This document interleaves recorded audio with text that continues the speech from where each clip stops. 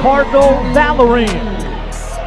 He's interesting. Etika's half-brother, Cardinal Valerie, has been coming up in the news lately. This is the only dude who's really keeping the Etika Forever movement alive. Go check out my boy Nine. He is amazing, and he's really the only one I know who's keeping Etika alive like he is, bro. So do it. And his brother, iAM9iNE, blessed me through the competition of Etika Forever. Shout out Etika Forever. Shout out 9 York City. My man iAM9iNE, it's Etika Forever, baby. It's the movement. You already know. Shout out to my boy iAM9iNE. Shout out to Etika. We gonna keep this rocking all day for my boys. In the movement, bro, you the only thing we got. You a piece of your brother, bro, and plus, but you went out of your way and do this shit for us, bro, and we fuck with that, and I fuck with that. So I'm gonna keep supporting. So I snapped on that nigga for you.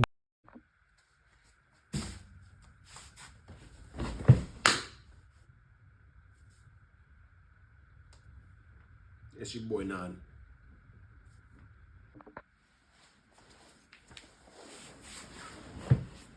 YouTube, it's your boy Nine. One of the legend. I came here today because I need to make this video. This video is very important. I need to stay consistent in my uploads. I need to talk more about my life. I need to re-inject myself into the Joy-Con Boys community in the name of the Iceman. I have many things I need to do, but one of those most important things is owning up to who I am as a person. And hopefully anybody watching this video can take some advice away from this video. It's been 6 years, 2,030 days since the Iceman left us. And, you know, I've had this responsibility on my shoulders for a little bit about 5 years now, 5 years strong. And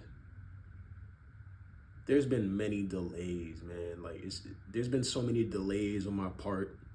Switch news, giveaways, completing what's supposed to be the Etika mural, which is supposed to be me. A lot of those delays have just come from myself, procrastination, fear, working, financial responsibilities. But the most important thing I gotta own up to today, based on what I went through today in my personal life, is relationships. When we're all on this creative journey, when you're on your creative journey, we're all on some sort of journey. When you're on a creative journey, you know, balancing relationships and your responsibilities in that journey is possibly one of the most hardest and daunting tasks to take on. I myself, I'm a very caring person, a very loving person, and when I'm in a relationship with somebody or even getting to know somebody, like, I tend to put them and their needs above me, and that trickles over into hindering the movement and all of the duties that I have as the legacy bearer. Shout out to all my boys that have been supporting me every single day, man. Any relationship you get involved in should serve you, should motivate you. You should never feel like it's holding you back. You should never feel like you're sacrificing yourself. You should never feel like you're lowering yourself to make somebody happy or to keep somebody in your life. Because at the end of this life that we're living, a person in your life is going to mean drastically less than the goals and the plans that you set for yourself and that you either achieved or you didn't achieve based on the choices you made. When you're in a relationship, man, you should be with somebody who understands you, who understands not only what you're going through, but the things that you're trying to do. Otherwise, all the work that you're putting in won't really mean anything. It literally will mean nothing. You can sacrifice, you can spend money, spend time.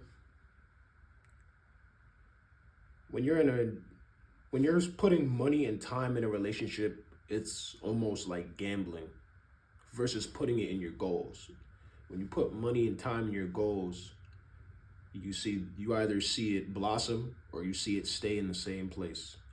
versus when you're in a relationship and you put money and time in a relationship, the relationship could poof go away and you can have nothing.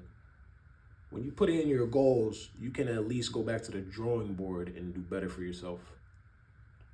That's what I want for all my boys, to wake up and just aspire to do better for themselves.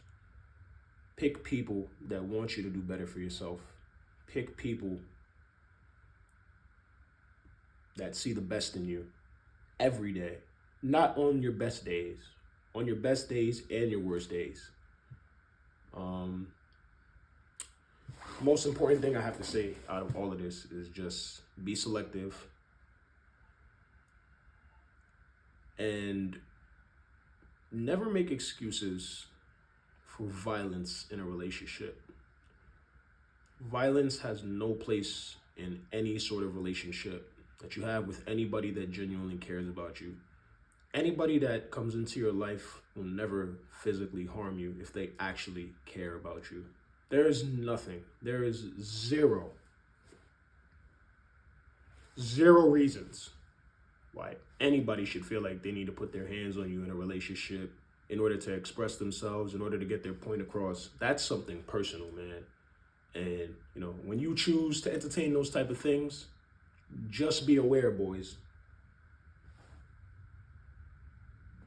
It can take you down a path that's so far off from the goals and the plans that you set for yourself.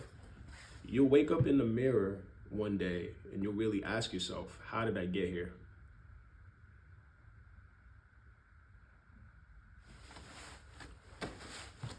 I know how I got here. And I know that there's a lot of boys out there supporting me. So I want to make this video. I want all my boys to take a note from this, take a lesson from this. Stay out of violent relationships. Stay out of relationships that make you smaller or make you feel smaller. You are a big person. You are big in this world. You are as big as you want to be. Don't let anybody and their expectation or their perception of you make you feel small. Don't let anybody put their hands on you, especially if that's just not who you are. There's no room for that in this world. There's no room for that in this community. Long live the legend.